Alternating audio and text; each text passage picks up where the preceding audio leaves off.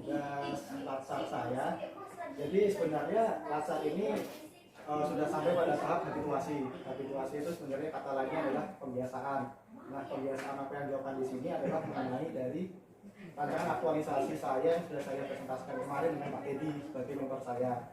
Nah, di rancangan aktualisasi kemarin itu isu yang saya angkat adalah mengenai banyaknya kesalahan di produk hukum, utamanya peraturan daerah yang sudah diundangkan nih. Contohnya ya, mengenai perda tentang Kabupaten Layak Anak. Ini di Kabupaten Layak Anak meskipun udah dapat nomor registrasi, kan berarti kalau udah dapat nomor registrasi kan berarti udah melalui proses fasilitasi dari provinsi kan, tapi kenyataannya masih ada aja yang salah. Contohnya nih di bagian konsideran mengingat, ini kan undang-undang nih udah jelas nih yang paling tinggi kan harusnya, tapi kok bisa di nomor 10 di bawahnya peraturan menteri. Ini kan kesalahannya udah cukup fatal ya. Terus yang kedua adalah di judul, di menetapkannya masih ada kata-kata rancangan. Nah ini kan kalau misal kita biarkan, itu bisa jadi pertanyaan nih buat perangkat daerah lain yang membaca ini. Ini kok bagian hukum yang mengeluarkan suatu produk hukum yang diundangkan di lembaran daerah, kok bisa ada kesalahan di sana? Nanti kompetensinya gimana nih di para pegawainya? Nah, ternyata setelah saya survei kemarin yang saya bagikan linknya itu, survei sederhana sih sebenarnya sih, ternyata juga banyak jawaban yang masih salah kan mengenai bagaimana tata cara penyusunan produk hukum, terus bagaimana cara legal draftingnya, dan selain itu juga ternyata di survei kemarin yang sudah saya tanyakan masih banyak nih yang belum mendapatkan pelatihan mengenai penyusunan produk hukum daerah. Padahal kan kalau saya tanya ke teman-teman saya ataupun bapak saya nih yang juga PNS di daerah saya, itu tuh di bagian hukum memang idealnya mendapatkan pelatihan dulu dari Kementerian Hukum dan HAM. Nah tapi karena ya Pak, Ayo terusin aja dulu. Enggak kok. Tanggung nih. Bentar tanggung. Masuk rumah soalnya. Pak Wajib. Terus indikator otomatis. Manual. Di bawah saya.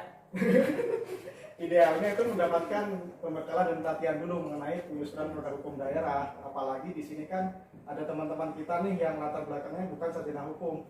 Kita aja yang sarjana hukum harus diakui banyak lupanya gitu loh mengenai penyusunan produk hukum kan. Misal saya nih yang ngambil HTN, dulu tuh legal drafting itu cuma dapat 4 SKS doang kalau saya, khusus di legal drafting. Kan ya semua HTN kan di sini ada yang pidana, di federal pidana, ada yang perdata juga mungkin. Jadi itu udah lama, udah beberapa tahun yang lalu. Nah tentunya hal ini kalau harus mendapatkan pelatihan dari Kemenkumham kan kita juga ya nggak usah tutup-tutupin lah, biayanya juga lumayan kan.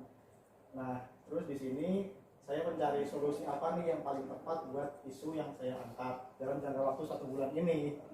Nah isu yang ide yang saya angkat itu mengenai penyusunan pedoman praktis mengenai pembentukan produk hukum atau peraturan undang-undangan.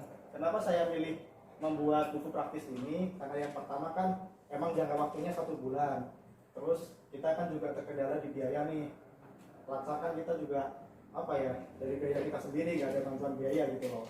Terus juga di dalam jangka waktu 1 bulan itu apa kira-kira suatu produk yang dapat digunakan untuk seterusnya gitu. Nah nanti di dalam proses penyusunan panduan praktis ini saya juga mengharapkan adanya feedback dari teman-teman gitu loh. Jadi saya harapnya di setiap minggu, 1 kali seminggu itu paling nggak kita ada proses evaluasi dan harmonisasi internal gitu loh mengenai produk-produk hukum yang udah diundangkan maupun yang akan diundangkan gitu. Tujuannya apa? Yang pertama tuh untuk menghindari hal-hal seperti ini. Nah ini kan tujuannya untuk mengevaluasi nih kita salahnya di mana dan hal apa yang harus kita lakukan untuk kesalahan ini nggak terjadi lagi.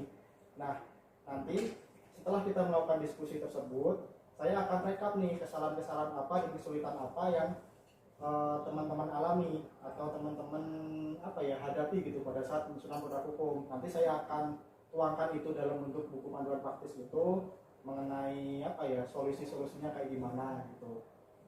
Nah di dalam buku panduan itu nggak hanya memuat tentang legal drafting aja, tapi juga mengenai prosedur pembentukannya seperti apa gitu. Karena contoh yang paling